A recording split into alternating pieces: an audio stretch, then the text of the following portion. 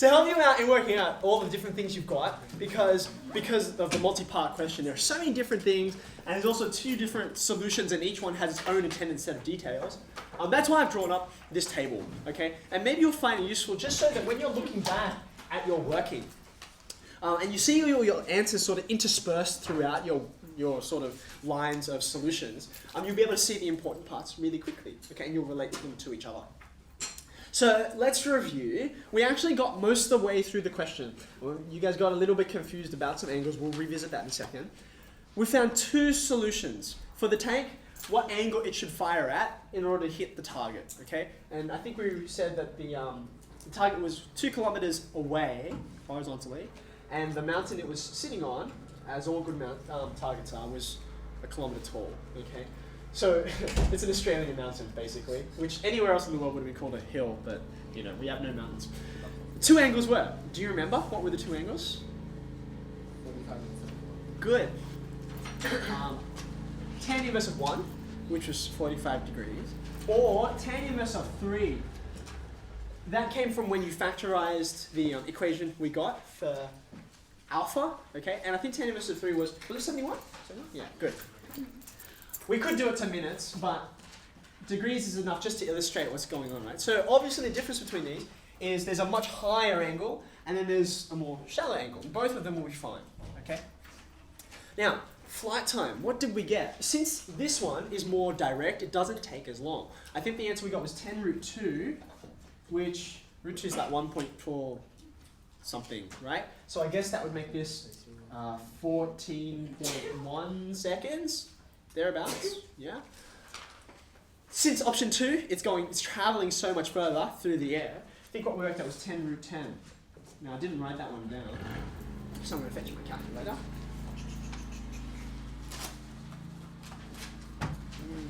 10 root 10. About 31.6. You happy with that? So more than twice as long is how long it's in the air because of the different firing angle. Alright, now, here's where we started to, that's where we sort of left off. We got half of an answer, we didn't quite get there. So in order to be a little clearer on, okay, how exactly do we work these 2 things out? What I want us to get is the 6 equations that define the motion of this projectile, okay? You can think about them in 3 levels. First, you're going to have your acceleration, horizontal and vertical, and that's the same for every projectile motion question, right? What's the horizontal acceleration? Zip, right? It gets fired, and there's no like wind, there's no air resistance. It's just going to keep on going horizontally at the same rate. So that's going to be 0. What's its vertical acceleration? The only force acting on it is gravity. So you're going to get minus g, which we define in this question I think is 10. Okay, now from there, we integrated to get the velocity equations, right? So you got x dot and y dot, okay? Now, x dot, because there's no acceleration, right, x dot's going to be a constant. It's going to be one value and it's never going to change because there's no acceleration to actually make it change, right? So do you remember what we got for x dot? Yeah, good. So when it comes to x dot and y dot, right, they're going to be cosine and sine. You can remember because they're alphabetical, right? And when you get a y dot, when we integrate this, you don't just get a constant, you also get this part that integrates up, right? So we got minus 10t plus the angular component, 200 sine alpha, okay? All right, the last thing, which is really quite simple to read off, is that we integrated one more time to get the displacement equations, x and y, okay? So second derivative, first derivative, the actual original, the primitive function. This is just a constant, so when you integrate it, you just slap a t on it, right? Of course, we have our constant of integration, but because we set the tank to be at the origin, right? So the constant here was just 0, yeah? Same deal with this, you integrate up, and this minus 10t becomes minus 5t squared. And of course, this also attracts a t onto it as well. Okay, now, let's come back and think about what we're doing. When we introduced this topic, we said, often you will get, you can define something's angular momentum in terms of 2 different ways. You could have its polar definition, right? which was angle and speed, v, right? Or you could have, you could resolve the velocity and get its horizontal and its vertical components, right? So seeing as we're trying to find a polar definition, and we've got the Cartesian definition already, these are the two equations we want to work on, okay? Now we got a little bit confused because we forgot that alpha is this. This is the alpha up here, right? You might like to write that down. Alpha does not change. Once you've solved it, that value is going to stay the same for all of your equations, okay? So let's review, how do we get impact speed and impact angle just for this first option, okay? Well, I'm going to need horizontal and vertical velocity. So, x dot. This is when, I should write when alpha is 45, okay, just so I don't confuse the two cases. X dot's going to be 200 cos 45. Cos 45 is 1 over root 2, so this is 200 over root 2, so that's like 100 root 2, right? Rationalize here. You happy with that? Now, y dot, if you remember, we also had a look at this, and because you've got your minus 10t out the front, you had to work out, okay, how long did it take? So you need to bring this 10 root 2, that's my t, you need to bring that into your equation, right? So y dot's going to be minus 10 times 10 root 2 plus 200 sine 45. Okay? Now, 200 cos 45 and 200 sine 45 are the same. So this is going to be 100 root 2. But this part out the front, that's minus 100 root 2. So what we got was 0. Now, what does that mean? Well, if you draw your rectangles, right, you run into sort of a dilemma. Because you've got a horizontal part to it, right? This is your x dot, which is 100 root 2. But when you go to work out the height of the rectangle, it doesn't have any height, right? So it's like, there you go. There's your vertical component. Okay, I actually do write on the side here. Y dash is equal to, sorry, y dot is equal to 0. This is my rectangle, okay, for the sake of completeness. Now, where do we get impact speed and impact angle from, okay? Well, usually your rectangle looks like this. X dot, y dot. Where is impact speed? It's this thing, so that's v. It's the hypotenuse, right? And where does angle come from? It's on this angle, right? But in our rectangle, right, your hypotenuse is just going to be equal to, well, it's like I shrank this thing down until the hypotenuse and that bottom line, x dot, the same, right? So in this case, v is going to be, sorry, that's a 1 at the front, 100 root 2, okay?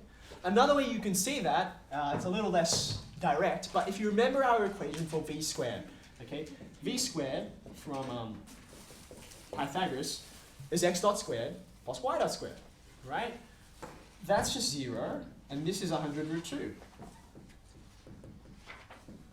So again, you can see v, 100 root 2, they're the same deal because your hypotenuse here is, your hypotenuse here is nothing, okay?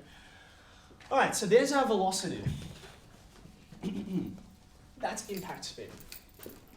100 root 2 meters per second, okay? Impact angle, again, because our rectangle has no up or down, it's just going to be 0, okay?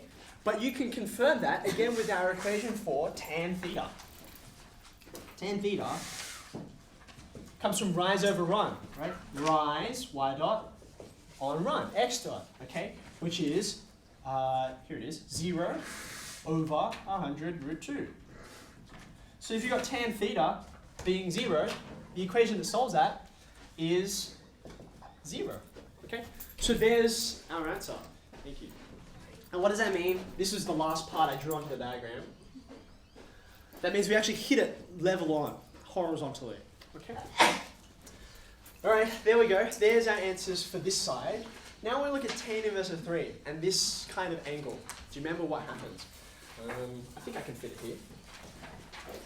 In order to work out impact speed and impact angle, I'm going to do the same thing with x dot and y dot, okay? But I actually am going to get a rectangle this time, right? When I want x dot and y dot, I'm going to need to know cos of alpha, this, and sine of alpha, right? Now, we sort of wanted to avoid using a calculator to evaluate this, okay? So do you remember we drew the triangle up? And if alpha is tan inverse of 3, okay, so I slap alpha there. Tan is opposite on adjacent. So that's where we've got this 3, 1, root 10. Is this ringing bells? Yeah? Okay. All right, let me fast forward a little bit. After you use this kind of triangle to work out your cos 45 and your sine 45, your x dot, and let me get my numbers here. Okay, 20 root 10, just after simplification. And y dot was this. Yep, good. Now you pause for a minute and you make sure you interpret what these numbers mean. X, 20 root 10. Okay, so it's still going that way. This y dot is negative. What does that correspond to?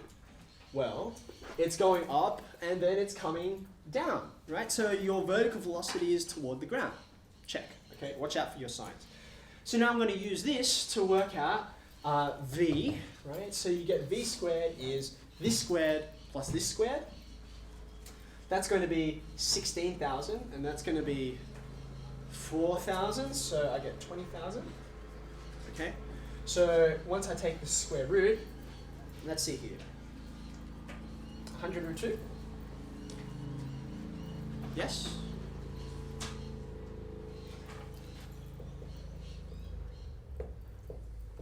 Now, does that make sense? Does that seem consistent? Same impact speed? Is that okay? I'll let you think about that one for a second. Let's go for the angle now. Tan theta. Okay? That's rise over run. So that's this over this, right? And you can see, just looking at the values of that, right? Your y dot is double your x dot. Okay, so it's this divided by that. I'm going to get minus 2. Okay? So when you slap that into your calculator, take the tan inverse, you get, I think, sorry, approximately, I think it's minus 63. That's my memory. Yeah? Yep, good. Okay. Now, what does that correspond to? This is one of the handy times when the negative actually is what we're after. Because, yes, it's minus 63, because it's going in the opposite direction. Positive angles mean we're increasing. Negative angles mean we're decreasing. Okay? But when you talk about impact angle, right, much like velocity, we're just thinking about it as a scalar, right? So I would actually say 63 degrees. Okay? That's the angle at which it hits.